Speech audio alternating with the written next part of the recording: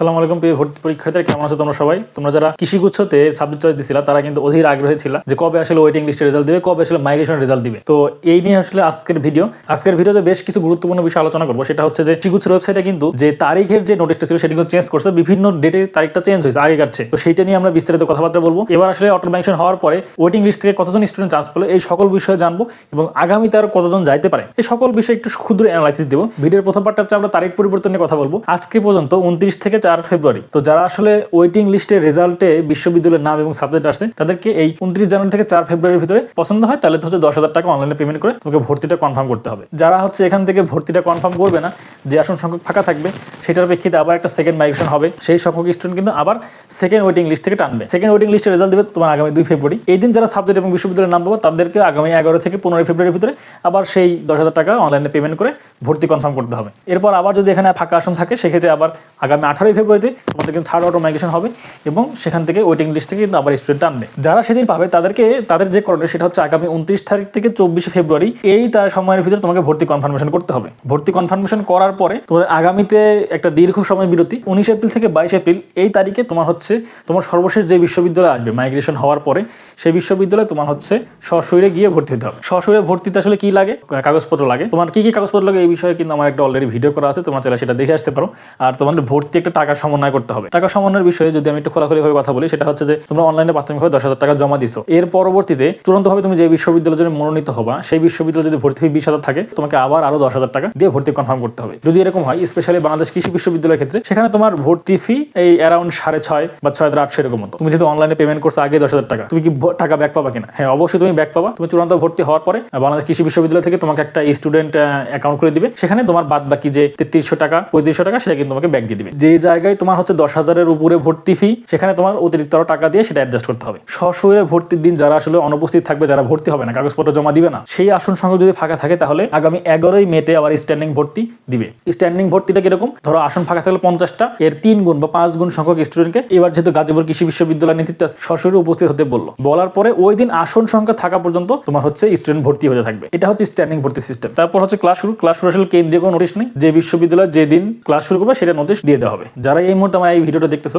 সবার কাছে একটা অনুরোধ, এই প্রত্যেকটা ডেট একটু ভালো করে খেয়াল করে রেখো। কেন খেয়াল করতে বলতেছি? তুমি ধরো ফার্স্ট ওয়েটিং লিস্টে তোমার নাম আসছে, তুমি যদি এই 4 ফেব্রুয়ারির ভিতরে ভর্তি কনফার্ম না করো তুমি কিন্তু পরে ভর্তির কোনো সুযোগ পাবে না। আবার তোমার হচ্ছে যে সশরীরে ভর্তি দিছে 19 থেকে 22 এপ্রিল, তুমি এই তারিখের ভিতরে তুমি যাইতে পারলে না, তোমার কিন্তু আর পরে ভর্তি হওয়ার কোনো সুযোগ নেই। তারপর হচ্ছে যে এখানে একটা বিষয় নিয়ে অনেকের প্রশ্ন থাকে, সেটা হচ্ছে মাইগ্রেশন নিয়ে ছোটখাটো কিছু কথা বলি। সেটা হচ্ছে মাইগ্রেশন হয় সবসময় নিচের থেকে উপরের দিকে, মাইগ্রেশন কখনো উপর থেকে নিচের দিকে হয় না। তোমার সাবজেক্ট চয়েসের যে সিরিয়ালটা তুমি পাইছো তার উপরে যদি কোনো সিট ফাঁকা থাকে, তোমার চেয়ে মেরিট পজিশনে যারা আসলে এগিয়ে রয়েছে সেটা যদি চয়েস না থাকে তখন কিন্তু তুমি অটোমেটিক্যালি সেখানে শিফট করবে যদি তোমার মাইগ্রেশন অন থাকে। এখন তোমরা একটা বিষয় নিয়ে প্রশ্ন করো, সেটা হচ্ছে যে আগামী 10 ফেব্রুয়ারিতে তোমার সেকেন্ড মাইগ্রেশন বা ওয়েটিং লিস্ট রেজাল্ট দিবে। 29 থেকে 4 ফেব্রুয়ারির ভিতরে তোমাকে ভর্তি কনফার্ম করতে হবে। ভর্তি কনফার্মের সময় তোমার কিন্তু একটা অপশন থাকে যে তুমি মাইগ্রেশন অন করবা না অফ করবা ইত্যাদি। তো এই যে এখানে যে 29 থেকে 4 ফেব্রুয়ারি আছে এই সময় কিন্তু তোমার যে ভর্তির প্রোফাইল, ওয়েবসাইটের যে প্রোফাইল সেখানে কিন্তু লেখা থাকে অটো মাইগ্রেশন স্বয়ংক্রিয়ভাবে চালু করা আছে। আপনি যদি বন্ধ করতে চান তাহলে হ্যাঁতে ক্লিক করুন। একবার ক্লিক করলে পরবর্তীতে কিন্তু আর সেটা না করার সুযোগ নেই। বুঝতে পারছো? মানে একবার মাইগ্রেশন অফ করলে মানে সেটা মাইগ্রেশন স্টপ, আর কিন্তু কোনো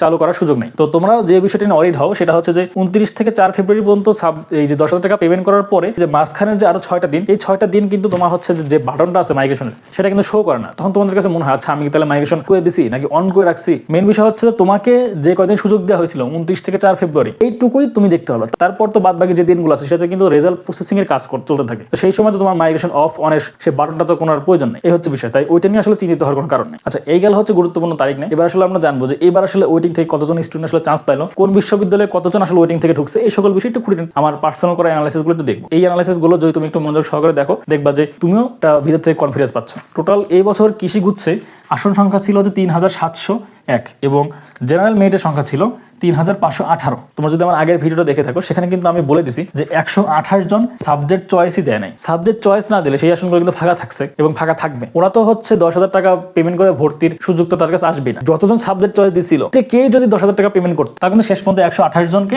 নতুন করে আবার ওয়েটিং থেকে টানতেই হতো। যাদের পজিশন হচ্ছে 3829, যদি আমি আলাদা সেগমেন্ট মেরিটের ক্ষেত্রে বলি যাদের পজিশন হচ্ছে 3646, এরা কনফার্ম সাবজেক্ট পাবেই। গত যে ফার্স্ট ওয়েটিং লিস্টের যে রেজাল্টটা দিল সেটাতে আমরা একদম ক্লিয়ারলি বুঝে গেছি যে এই যে এই 128 জন তো সাবজেক্ট চয়েস দেয়নি, সে আসন তো ফাঁকা ছিলই। এবং কতজন আসলে প্রাথমিক ভর্তির জন্য যে 10,000 টাকা পেমেন্ট করতে হয়, এই 10,000 টাকা পেমেন্ট করেন, এটা কিন্তু আমরা ক্লিয়ারলি বুঝে গেছি। তাহলে সেই সকল মিলে কোন বিশ্ববিদ্যালয়ে ওয়েটিং থেকে কতজন চান্স পেলো এবং হচ্ছে টোটাল এবার তাহলে কত মেরিট বন্ধ গেল, এই সকল বিষয় নিয়ে আলোচনা করবো। বাংলাদেশ কৃষি বিশ্ববিদ্যালয়ে গেছে একজন, গাজীপুর কৃষি বিশ্ববিদ্যালয়ে গেছে 132 জন, শেরেবাংলা কৃষি বিশ্ববিদ্যালয়ে গেছে একজন, পটুয়াখালী বিজ্ঞান ও প্রযুক্তিতে গেছে 338 জন, সিপাসুতে গেছে 113 জন, সিলেট কৃষিতে গেছে 210 জন, খুলনা কৃষি বিশ্ববিদ্যালয়ে নতুন করে ভর্তি হওয়ার সুযোগ পেয়েছে 132 জন, হবিগঞ্জ কৃষি বিশ্ববিদ্যালয়ে 90 জন এবং কুড়িগ্রাম কৃষি বিশ্ববিদ্যালয়ে 82 জন। নতুন করে 1104 জন কিন্তু ভর্তির সুযোগ পাইছে। ফার্স্ট ওয়েটিং লিস্ট হিসেবে কিন্তু এটা হিউজ একটা নাম্বার। আমি যদি টোটাল আসন সংখ্যার সাথে যদি আমি আসলে এই 1104 জন যোগ করি, তাহলে তো আমি পেয়ে যাচ্ছি যে এবার আসলে ওয়েটিং লিস্ট থেকে বা যাদের কত পজিশন থেকে আসলে চান্স পাইছে। তো সেই হিসেবে যদি আমি জেনারেল ভাবে যোগ করি, তাহলে যারা হচ্ছে 4805 এর ভিতর ছিল তারা কোন একটা বিশ্ববিদ্যালয়ে ভর্তি হওয়ার সুযোগ পাবে। আর যদি আমি অ্যাজ এ মেরিট হিসেবে চিন্তা করি, তাহলে হচ্ছে 4622। এখন এখানে একটা কিন্তু আছে, কিন্তু এটা হচ্ছে এই যে 1104 জন যে চান্স পাইছে, রেজাল্ট শিটের পিডিএফটা দেখো, সেখানে দেখবা যে অনেকেই কিন্তু হচ্ছে টিওটি লেখা আছে নামের পাশে। টিওটি মানে তারা হচ্ছে ট্রাইবাল কোঠা দিয়ে বিভিন্ন জায়গায় চান্স পাইছে। তো এই সংখ্যাটা কিন্তু তুলনামূলক খুব কম, রেজাল্ট পিডিএফ উল্লেখ আছে, এই জন্য কিন্তু আমি সবকিছু মিলে এই 1104 জনের কথা বলছি। আচ্ছা, এখন আরেকটা বিষয় জানি নেই, সেটা হচ্ছে যে আমরা আগেই বলছি যে সাবজেক্ট চয়েসই দেয়নি 128 জন, আর এবার হচ্ছে ফার্স্ট ওয়েটিং থেকে চান্স হচ্ছে 1104 জন। যদি আমরা এটা বলি যে তাহলে আসলে ভাইয়া কতজন কনফার্ম করে নেই, 10,000 টাকা জমা দেয়নি, সেটা হচ্ছে এই 1104 থেকে যদি আমরা 128 বিয়োগ দিই, তাহলে আমি পেয়ে যাবো টোটাল হচ্ছে 976 জন কিন্তু প্রাথমিক ভর্তির টাকা জমা দেয়নি। এই যে ভিডিও শুরুতে আমি গুরুত্বপূর্ণ তারিখগুলো বলছি, এখন আমি এটার সাথে রিলেট করে দেওয়ার চেষ্টা করি। নতুন করে এই যে 1104 জন যে ভর্তির সুযোগ পাইছে, তাদেরকে কি করতে হবে? তাদেরকে যে আগামী 29 থেকে 4 ফেব্রুয়ারির ভিতরে 10,000 টাকা পেমেন্ট করে ভর্তিটা কনফার্ম করতে হবে। এই যে 1104 জন, এর ভিতরে দেখবা যে অনেকে তোমার 10,000 টাকা পেমেন্ট করবে না। এর ভিতরে তোমরা দেখবে যে রিসেন্ট অনেক বিশ্ববিদ্যালয় রেজাল্ট দিচ্ছে, তারা হয়তো সেই জায়গাগুলোতে ভালো করছে, তখন তারা যদি সেদিকে শিফট হয়, তারা কিন্তু এখানে সাবজেক্ট চয়েস দিবে না। তো যে সংখ্যক আসন ফাঁকা থাকবে, সেটার প্রেক্ষিতে আগে তোমার মাইগ্রেশন হবে। মাইগ্রেশন হওয়ার পরে যে সংখ্যক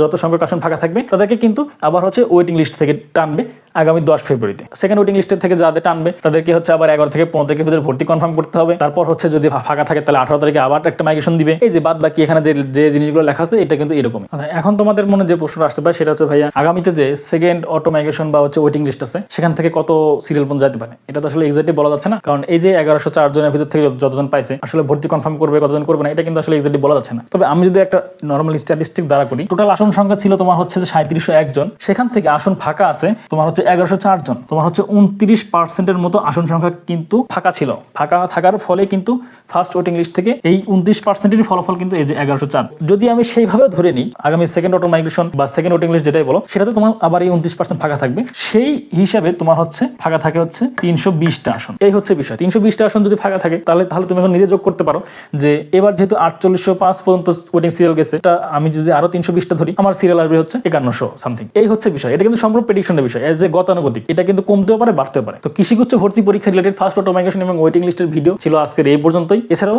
আমার চ্যানেলটিকে সাবস্ক্রাইব করে রাখো, আমাদের ফেসবুক পেজটাকে ফলো করে রাখো। কৃষিগুচ্ছ নিয়ে যে কোনো আপডেট আসলেই আমি সেটা তোমাদের তাড়াতাড়ি সুন্দর করে গুছিয়ে দেওয়ার চেষ্টা করবো ইনশাল্লাহ। সবাই আমার জন্য দোয়া করবে। আল্লাহ হাফিজ, আসসালামু আলাইকুম।